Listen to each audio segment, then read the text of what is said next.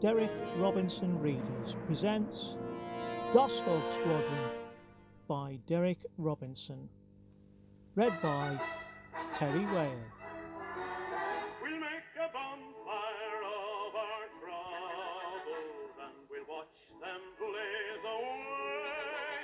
And when they've all gone up in smoke clouds, we'll never worry should they come another day. And as the bonfire keeps on burning, happy days will be returning. While the band keeps playing, we'll let our troubles blaze away. Here we are, there's work to do, and don't let troubles trouble you. Bring them along and we'll turn them up, bring them along and we'll burn them up. Ha ha! Ha ha! Ha ha! Ha ha!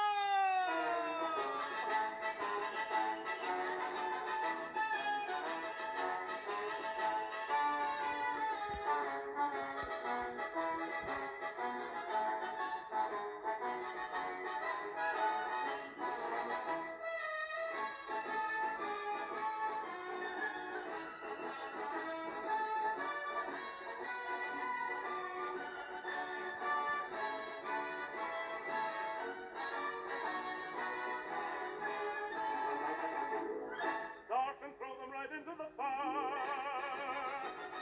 Watch the flames go higher and higher. Blazing away, blazing away. So come along, bring your worries on. Today we make a bonfire of our trouble, and we'll watch them blaze away. And when they've all gone up in smoke clouds, we'll never worry should they come another day. And as the bonfire keeps on burning, happy days will be returning. While the band keeps playing, we'll let our troubles blaze away.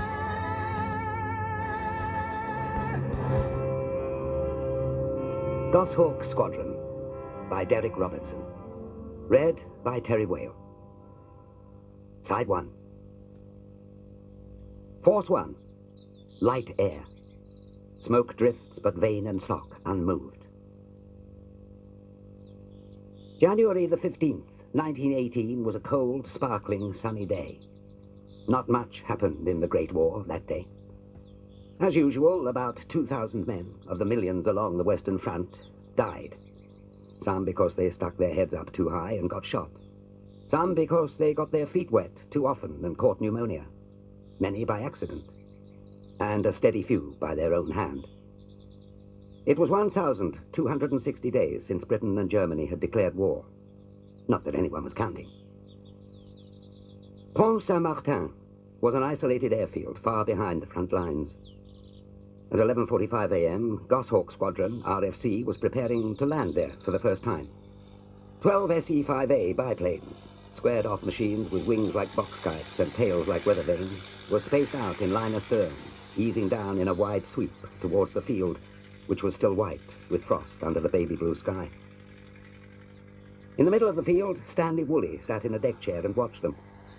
At 23, he was young for a major and old for a pilot. His face looked wrong for either. Bad-tempered and stony, heavy-lidded with a miserable complexion. The newspapers had tried retouching his photograph, but it wasn't any better. And in any case, they couldn't retouch Woolley himself. The last journalist to try to get an interview had started by asking if his men had a pet nickname for him. Woolley had kicked him painfully up the arse. There was no story for the newspapers in Woolley. He was a veteran. He was successful. He had led GOSHAWK Squadron for over a year, and still, they could do nothing with him. They felt badly let down by Woolley. Coffee was stewing on a coke brazier beside the deck chair, and Woolley refilled his mug, using his cap as a pot holder. The adjutant, Woodruff, stood on the other side of the brazier. Captain Woodruff had the face of a man who pays his bills on time and believes what his country's leaders say in the newspapers. He had paid one bill in person. There were no fingers on his left hand. He gripped his clipboard between the scarred thumb and the neatly carpentered palm. "Nearly forgot to ask her," he said. "Did you have a good lead?" The planes tightened their sinking circle, and Woolley looked through his binoculars at the number on the fuselage of the first machine. 7, he said. Woodruff consulted his list. "Rogers." "Ah, bloody Rogers. I hate the bastard." Woolley fiddled with the focus. "Is that the same plane he broke a month ago?" Woodruff thought. "Yes. Well, it's still broken. I can see loose wires flapping behind his undercarriage. Who's his mechanic?" "I don't know." "Emsley. I'll kick his ass. Couldn't mend an empty birdcage." They watched Rogers approach, his engine cackling softly as he floated in. "If one wire's bust, he's bound to bust another," Woolley said. Rogers came over the hedge at about 50 feet. He stretched his neck and searched the ground in front, trying to select a flat piece. The frost had sprayed everything, a uniform silver, and the cold, bright sunshine washed away all shadow. Rogers pulled his head back in. They watched him sail down and heard the tiny bursts of power he used to keep the heavy nose up and let the tail sink. The wheels touched and spun and gradually accepted the weight. They raced hard for about 30 feet and hit a ridge of frozen earth. Woolley and the adjutant clearly heard the pang of snapping piano wire. Then the wheel legs hastily folded up. The plane stumbled and sprawled like a tripped runner. Its wooden propeller battered at the iron turf and splintered to a stub. Rogers grabbed the cockpit rim. The adjutant took a pace forward. Woolley said, "I told you so." The plane racketed along on its belly. The bottom wing scraped and ripped its fabric on the stiff weeds and chunks of grass, making the plane zig and zag. Eventually it skidded into a wide, slow curve and stopped. Men began running. Woolley raised his binoculars and watched Rogers unstrap himself and climb out. "Stop them, Woody," he said. Woodruff swung a handbell vigorously. The men stopped and looked. "Go back!" the adjutant bawled. "Go back!" Woolley rested his neck on the top of the deck chair. "It's better where it is. Now the others know where not to come in. Besides, I don't want a lot of people running across the field. It distracts me. Who's next?" He looked in the sky. 3. 3. Finlayson. Ah, bloody Finlayson. I hate that bastard. He studied Finlayson's approach. "How long has he been out of hospital?" "About a week. Hurt his neck, didn't he?" "Well, he hurt almost everything. Left foot, hip, ribs, tail, right arm, scalp. And his neck, yes. He burned himself too."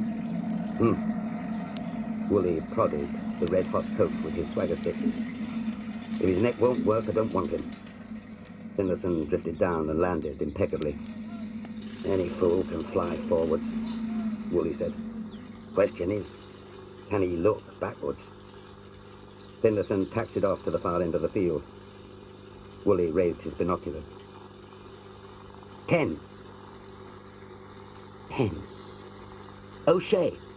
Ah, bloody O'Shea. I hate that bastard. The adjutant looked at his list. "You've never even met him." "What's his name?" "O'Shea. He only joined us yesterday. Came straight from that new flying school on Salisbury Plain." "Ah, right. A replacement. A bloody Irish replacement. My God, is he going to land in the next field or the next bloody arrondissement?" O'Shea made a violent correction to bring himself back on the approach. Woodruff glanced cautiously at Woolley.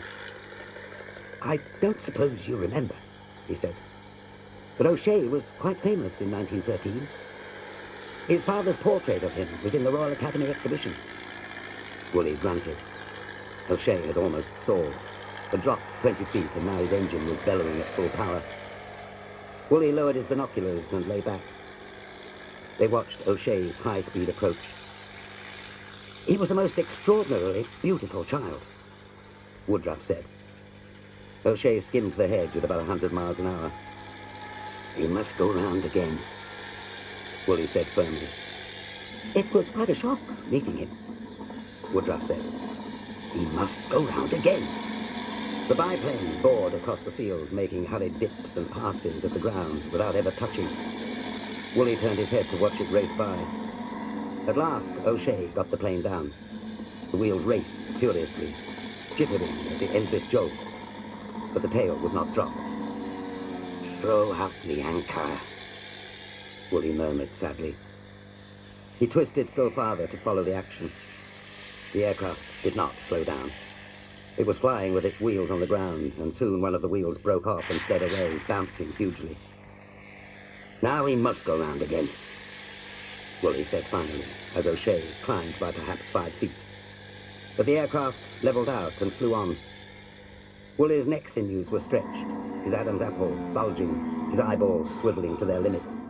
Still, O'Shea flew on. The deck chair tipped and fell. "Balls," Woolley said. He knelt on the crisp white grass and watched O'Shea approach the edge of the field. Trees lined the hedgerow. O'Shea seemed to plan on steering through a gap between two of them. From that distance, the outer branches looked frail and spindly with winter, but they hooked the wings right off the biplane and held them hanging in the trees like stiff and dirty washing. There was a muffled crash as the fuselage fell into the next field, and then silence. Woolley gave the adjutant his field glasses. "Take a shifty," he said. He straightened the deck chair and brushed the frost off his knees.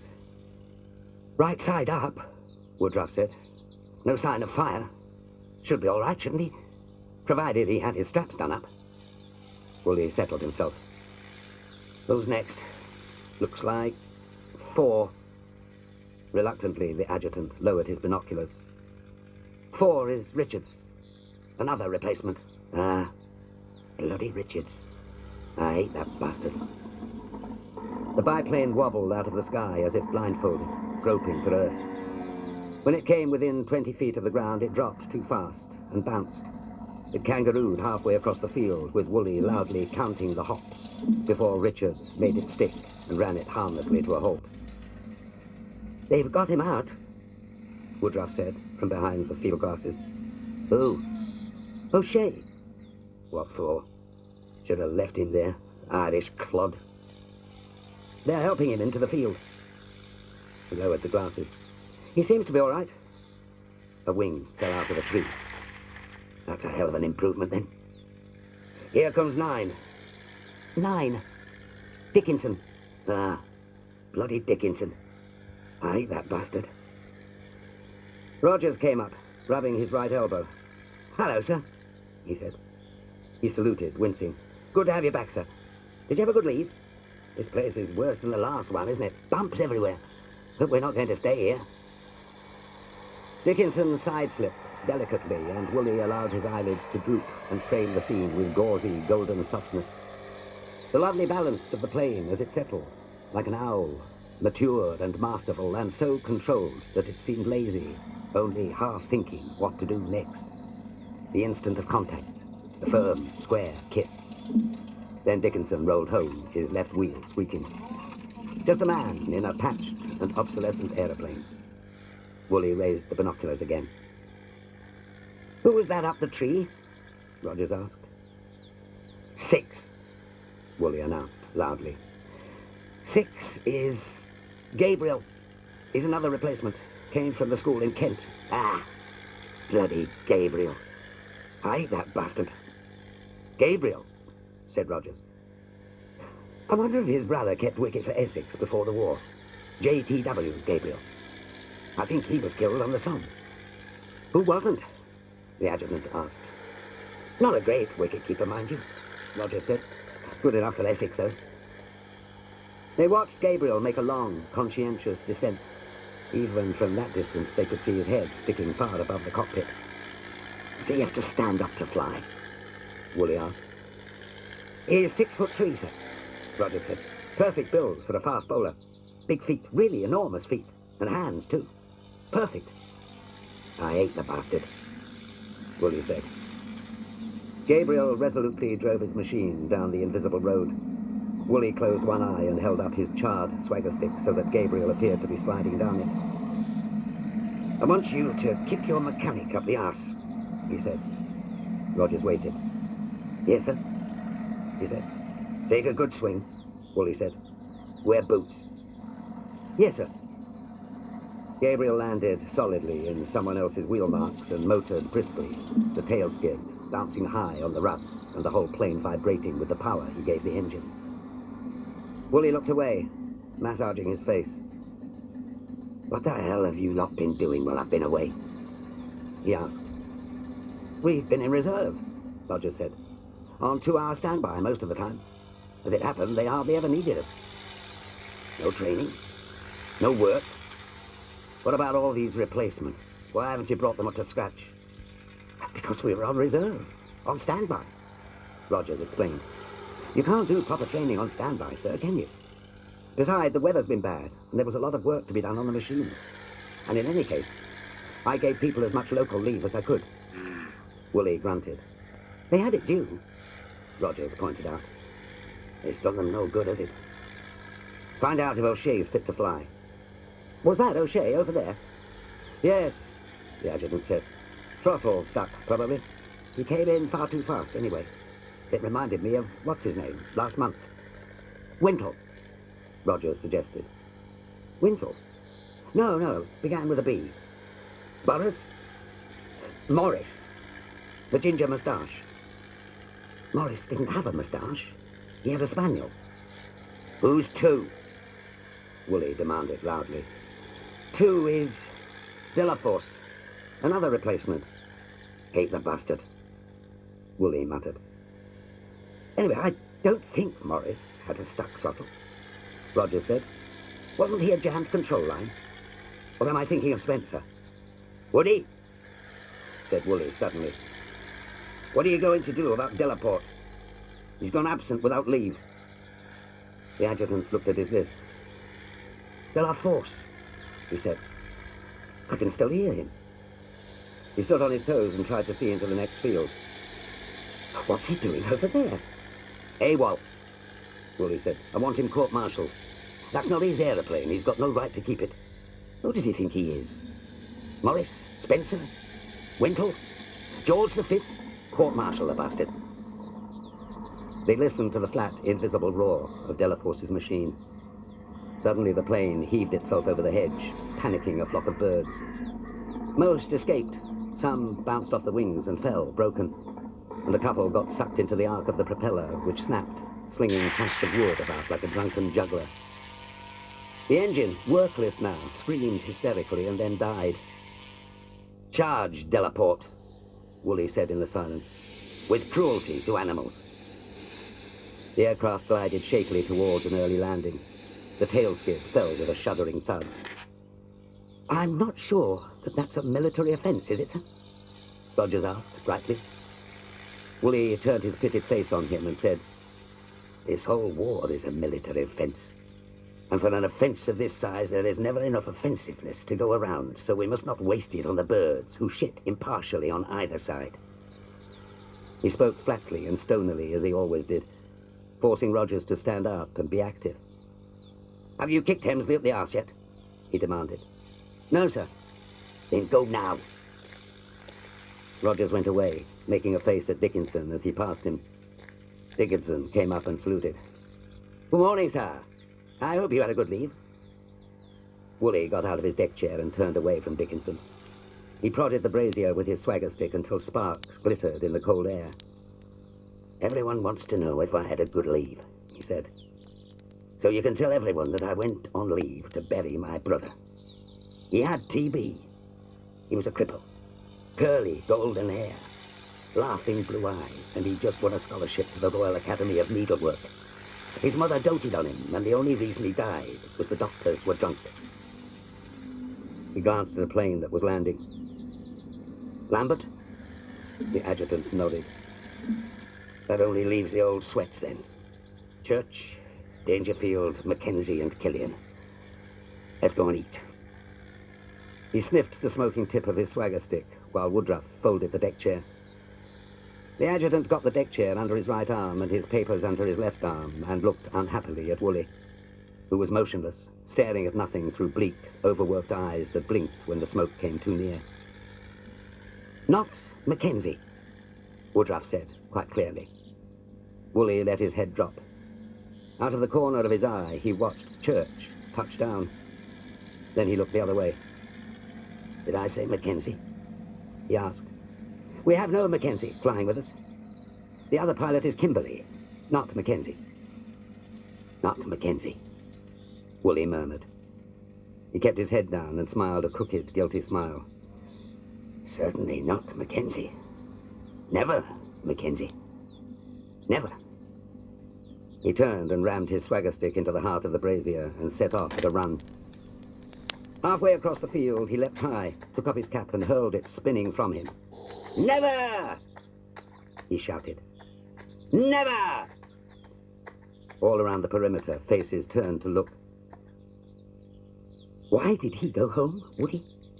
Dickinson asked. "Was it really family trouble?" "Nobody knows. I think probably the quacks made him go." They were walking across the field, the stiff grass crunching. "That's only my guess, but I think they gave him a choice. Either 3 weeks' rest or grounded for good." "He doesn't look as if he's had 3 weeks' rest," Dickinson said. "He looks bloody awful, poor bastard." Woodruff glanced across curiously. "You sound sorry for him," he said. "You should know better than that by now. If you're going to feel sorry for anyone, save it for yourself." Dickinson remembered the adjutant's hand and took the deck chair from him. "Who's Mackenzie, anyway?" "One of the many," Woodruff said. "Just one of the many." He stooped to pick up Woolley's cap. 3 weeks' leave seemed to have done more harm than good, doesn't it?